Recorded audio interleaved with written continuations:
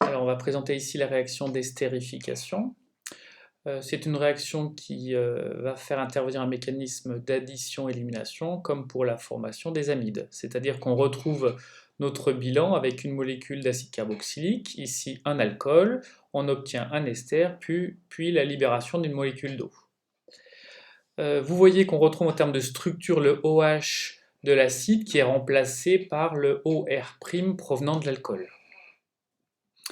La caractéristique de cette réaction d'estérification, c'est que c'est une réaction qui n'est pas totale, on retrouve ici la double flèche de l'équilibre, et dont le rendement va dépendre de la classe de l'alcool. Et on constate que plus l'alcool est encombré, vous voyez qu'en passant d'un alcool primaire à un alcool tertiaire, le rendement chute en passant de 67% à plus que 60%, puis 5% pour les alcools tertiaires. Donc on voit que l'encombrement va engendrer des difficultés pour cet équilibre à former l'ester en quantité importante.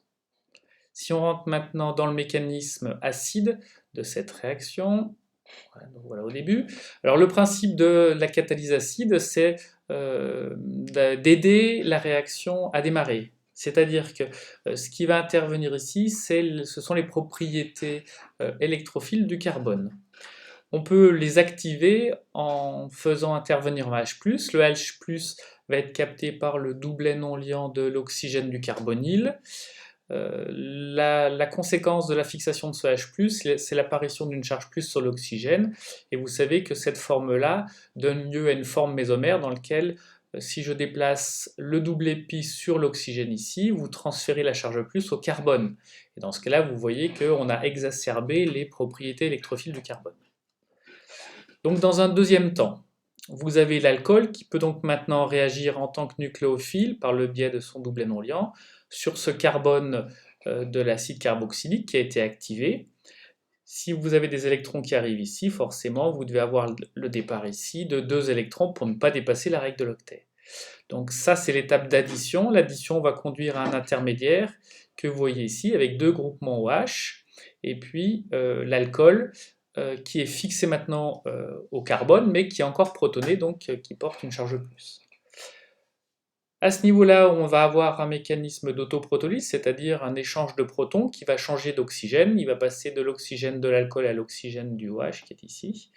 Donc vous retrouvez l'alcool, cette fois-ci, sur une forme électriquement neutre, et puis l'oxygène du dessus, qui se retrouve avec une charge plus, et ces deux hydrogènes, pardon.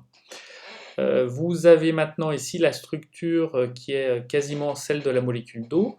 Donc on est prêt pour l'étape d'élimination. L'étape d'élimination va être possible grâce au doublet non liant de l'oxygène du deuxième groupement OH qui, en se rabattant, va permettre le départ de la liaison sigma ici, et donc la constitution d'une molécule d'eau.